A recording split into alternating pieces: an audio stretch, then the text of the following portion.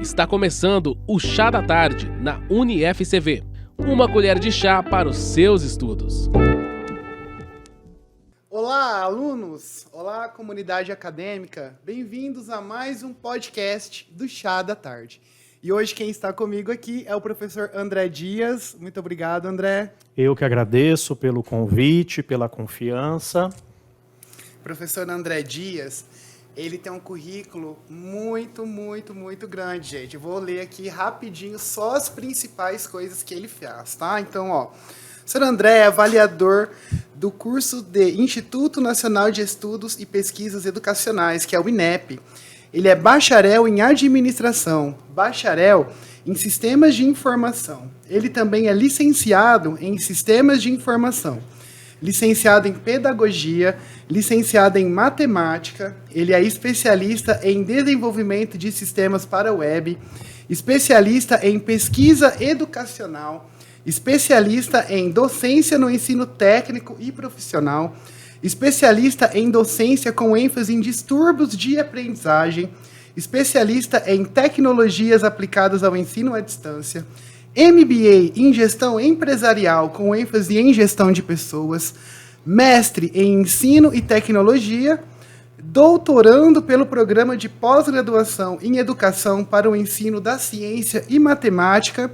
E aqui na UniFCV, o professor André é coordenador dos cursos superiores de tecnologia, tanto no presencial quanto no EAD. Professor André, parabéns pela sua trajetória. E nós estamos aqui hoje para falar de um assunto que está ganhando muita importância, né, nos últimos tempos, que é a análise de requisitos, que faz parte da engenharia de software. Exato. Então, professor, eu gostaria que você começasse falando para nós, então, o que é engenharia de software? Certo. Engenharia de software é uma das áreas, é uma das muitas áreas da tecnologia que, por sinal, está se contrata muito hoje em dia no nosso mercado. A engenharia de software nada mais é que a preocupação do profissional em construir o software, produzir o software e entregar esse software com qualidade para as empresas.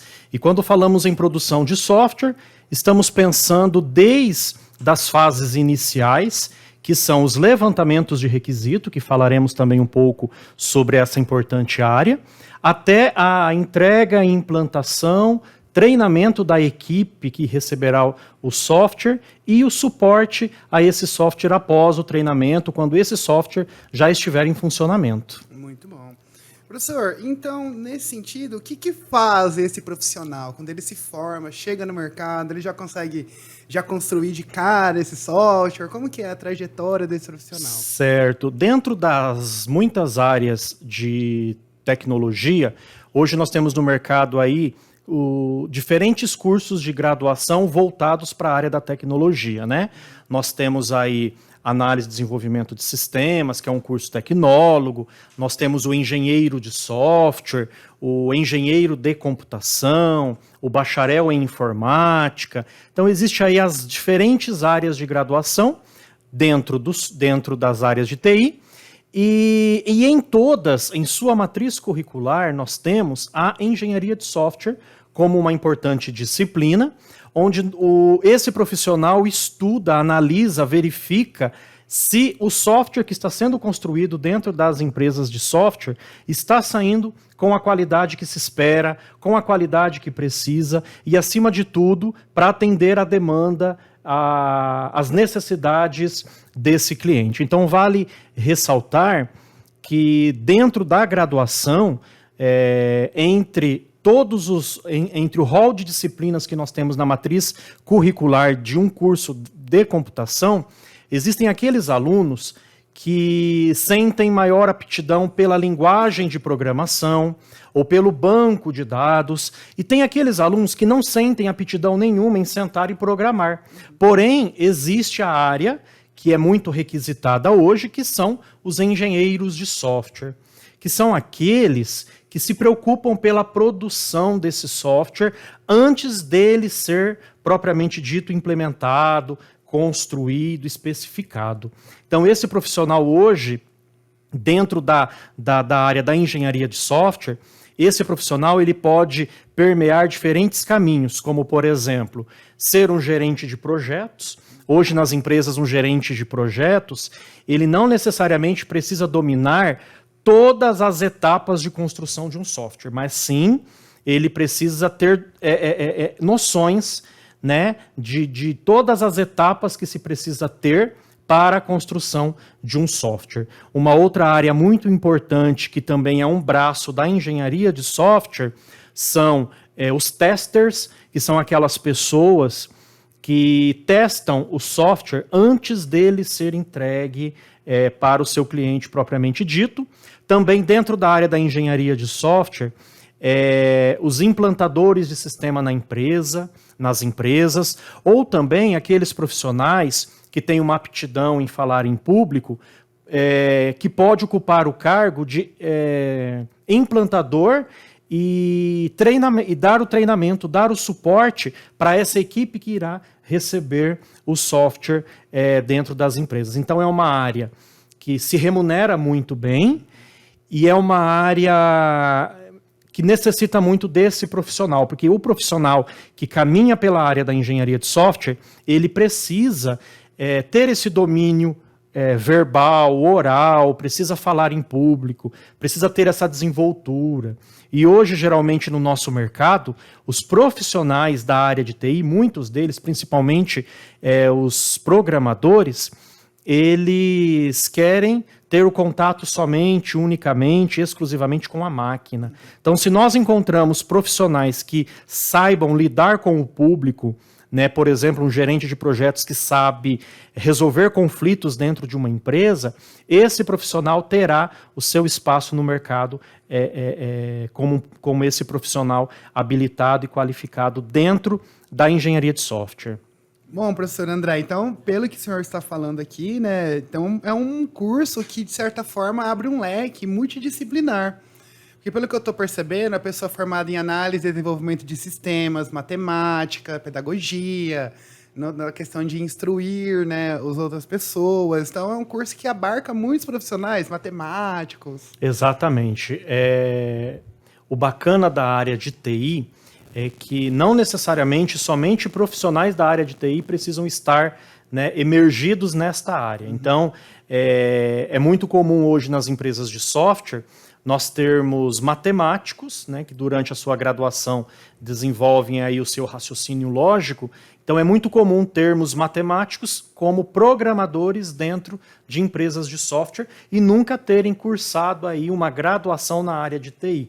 Como também, por exemplo, administradores serem excelentes gerentes de projetos e estarem aí liderando, coordenando equipes de projetos nas empresas e desempenhando um excelente papel. Como também psicólogos dentro das empresas de TI, pedagogos dentro das empresas de TI. Então, hoje existe, está crescendo cada vez mais, essa interdisciplinaridade entre as áreas para estarem atuando nas empresas de software. Então, é muito importante destacarmos que é uma área que tem crescido e tem dado esse leque de opções, né? Ou seja, eu, durante a graduação, não me adaptei às disciplinas de linguagem de programação, então eu estou fadado ao fracasso? Não isso. Eu posso, então, optar, né, pela área da gerência, pela área da implantação, do treinamento, do suporte. Muito bom. Professor, agora eu gostaria que você falasse de outro assunto conosco, que é sobre análise de requisitos. Certo. O que seria a análise de requisitos? Legal. Dentro da engenharia de software, nós temos aí uma outra área muito importante que se chama análise de requisitos ou levantamento de requisitos, que é uma das áreas, né, todas as áreas de construção de um software são importantes, têm as suas especificidades, mas a área de análise ou levantamento de requisitos é a primeira etapa, é a primeira área para se construir um software. Então, por exemplo, um gerente de projetos visita uma empresa e essa empresa necessita de um software, de um sistema lá de relatórios financeiros, por exemplo. Então, esse gerente de projetos fará, dentro desta empresa, um levantamento de requisitos, ou seja, levantar as reais necessidades que esse cliente precisa para estar recebendo futuramente esse software. E nós sempre dizemos em nossas aulas aos nossos alunos que um gerente de projetos, no momento que ele vai levantar requisitos, ele não levantará aquilo que a empresa, que é o seu cliente, quer, mas sim aquilo que a empresa precisa, né? Porque quando a empresa contrata, uma empresa financeira, por exemplo, contrata uma empresa de software para construir um software financeiro, logo subentende-se que essa empresa não tem profissionais qualificados para exercer essa demanda, cumprir essa demanda. Então, eles não têm a necessidade de entender desta demanda e nem precisam entender. E aí entra o papel, então, do gerente de projetos, que senta com o seu cliente e levanta as reais necessidades deles. E esse levantamento é feito 2, 3, 4, 5 vezes, quantas vezes for preciso, até que todas as etapas sejam atendidas, estejam claras para que não aconteçam falhas durante a construção do software. Então, o levantamento de requisitos ou análise de requisitos é a primeira e penso eu que a mais importante de todas as etapas, porque é ela que define se o software terá falhas ao longo da sua construção ou não. Por que algumas empresas de software atrasam a entrega do produto final? Muitas vezes, né, não podemos aqui generalizar, mas muitas vezes o atraso acontece em função de um levantamento de requisitos mal construído, mal elaborado. Então nós queremos destacar dentro da área da engenharia de software e dentro das suas muitas áreas que a engenharia oferece, nós queremos destacar nessa conversa essa fase da análise e levantamento de requisitos, porque é uma das mais importantes e que define o sucesso ou o insucesso da entrega final de um software, de um produto. Professor, só para ficar claro, talvez para o nosso ouvinte, né? Então, o analista de requisitos é diferente do engenheiro de software. Exatamente. O analista de requisitos, é uma excelente pergunta esta sua. O analista de requisitos, nós sempre, no dia a dia em sala de aula, nós sempre levantamos, né, alguns exemplos. O analista de requisitos, ele cuida da parte teórica do software, da parte estrutural do software, do desenho do software. E o engenheiro é o que coloca a mão na massa e é aquele que vai programar, que vai construir as linhas de código para que o software aconteça, para que o software nasça, né? Então, por exemplo, quando nós vamos construir uma casa, tem o engenheiro que desenha a nossa casa, muitas vezes uma maquete, para termos uma visão macro daquilo que vai ser construído para nós. E o gerente de projetos, o analista de requisitos, ele também é esse engenheiro que constrói, o engenheiro de requisitos, que constrói, que desenha, por meio aí de algumas ferramentas de análise, ele constrói, ele desenha todo o software que vai ser construído, e o nosso cliente, então, ele olha para esse desenho e ele tem uma noção, ele consegue ter uma noção, mesmo não sendo da área, ele consegue ter uma noção daquilo que ele receberá futuramente como software pronto. Uma vez aprovado essa primeira etapa, que é a etapa do desenho, daí sim é encaminhado para o engenheiro de software produzir, literalmente ali, né, sentar propriamente dito, e construir as linhas de código e entregar esse produto final. Muito interessante, professor. Nós podíamos ficar aqui a tarde inteira conversando sobre esse assunto. Acredito que é a profissão do futuro. Exatamente. E convidamos você, então, que está aí nos assistindo, conheça esse curso. Temos aqui, né, professor, esse curso na graduação EAD da UniFCV. Sim, nós temos aqui no UniFCV vários cursos na área de TI. Entre eles, nós temos análise e desenvolvimento de sistemas, que é um curso tecnólogo em 5 semestres, onde em sua matriz nós temos 6 tipos de linguagem de programação diferente.